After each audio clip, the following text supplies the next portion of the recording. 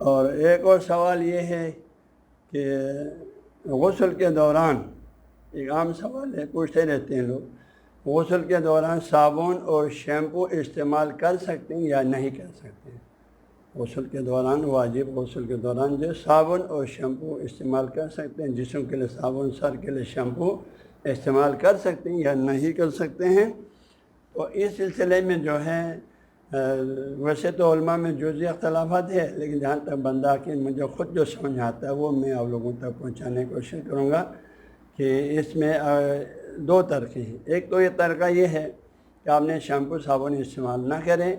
ہاں جی، غسل کے دوران، واجب غسل کے دوران، وہی ترتیب، اس ترتیب سے جو میں نے ہاں جی، اسی ترتیب جو ہم جس ترتیب سے غسل کرتے ہیں، سر کو 3 دفعہ دھونا سنت، دائیں بائیں کو 3 دفعہ سنت، ہاں جی، ایک دفعہ دھونا سر کو، دائیں بائیں سب کو واجب، تو ان سب میں آپ صابن استعمال نہ کریں، ویسے تازہ سادہ پانی سے آپ نے غسل کر دیا۔ اس کے بعد صابن آپ نے یا غسل سے پہلے، ترتیبی غسل سے پہلے استعمال کر کے جسم کو صاف ستھرا کرنے کے بعد ترتیبی غسل کیا، یا جو ہے ترتیبی غسل کرنے کے بعد آخر میں جو ہے آپ نے مزید صفائی کے لیے آپ نے صابن شیمپو استعمال کیا۔ تو یہ ایک طریقہ ہے، اس طریقے کو قدیم علماء زیادہ تر ترجیح دیتے ہیں۔ وہ لوگ اس لیے فرماتے ہیں کیونکہ اس میں جو ہے صابن شیمپو کو موالات کے منافی سمجھتے ہیں، ایک اضافی چیز ہے۔ لیکن جہاں تک بندہ آخر غور کرتا ہوں، اور بھی جدید علماء زیادہ تر اس رائے کو حمایت کرتے ہیں، کیونکہ صابن شیمپو کا استعمال کرنا بہتر صفائی کے لیے ہے، بہتر صفائی کے لیے، لہذا جو ہے وہ موالات کے خلاف نہیں ہے۔ موالات کے خلاف فقہ الاحوال میں موالات کے صاف واضح بیان موجود ہے کہ موالات جو ہے، موالات کے خلاف اس وقت ہوگا کہ غسل سے ہٹ کر، غسل کے مین اعمال سے ہٹ کر کوئی فالتو کام کرے، یعنی ایک بندہ اگر غسل کے دوران اس نے کوئی کپڑا دھونا شروع کر دیا تو یہ غسل سے فالتو، کوئی برتن دھونا شروع کرتا ہے، یہ غسل سے فالتو کام ہے، یہ موالات کے خلاف ہے۔ اما صابن استعمال کرنا، شیمپو استعمال کرنا، جو غسل کو مزید صاف سے صاف تر کرنا ہے، بہتر پاک سے پاک تر کرنا ہے، تو اس کے لیے یہ خلاف موالات نہیں ہے۔ لہذا جو ہے آپ جو ہے غسل کے دوران شیمپو بھی، سر کے لیے شیمپو بھی استعمال کر سکتے ہیں،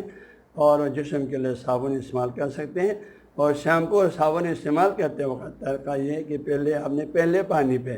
جب سر کو 3 دفعہ 3 دفعہ دھونا تو سنت ہے، تو پہلے پانی پہ آپ نے پہلی دفعہ سر کو پانی پہنچا کر اچھا شیمپو لگاؤ، صابن لگاؤ، پھر اس میں اچھی طرح مال لو۔ مالنے کے بعد جو ہے پھر آپ جو دوسرا 2 پانی اور آپ نے ڈالنا ہے، وہ صابن شیمپو کے بغیر ڈالو تو اس میں صاف ستھرا ہو جائے گا۔ پھر جسم کے بھی دونوں، پھر اس کے بعد جسم دائیں بائیں دھوتے وقت بھی پہلے پانی پہ جو ہے، پہلے پانی آپ نے جسم کو اچھی طرح پہنچانے کے بعد صابن لگاؤ، ہاں جی، دائیں بائیں دونوں جب صابن لگا کے اچھی طرح اس کو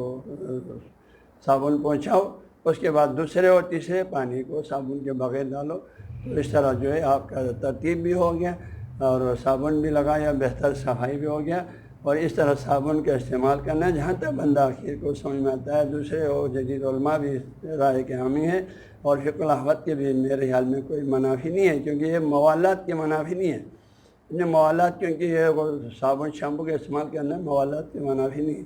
ہاں، کیونکہ غسل کو بہتر طریقے سے صاف تر کرنے کے لیے، اس لیے جو ہے آپ شیمپو صابن اس طریقے سے استعمال کر سکتے ہیں۔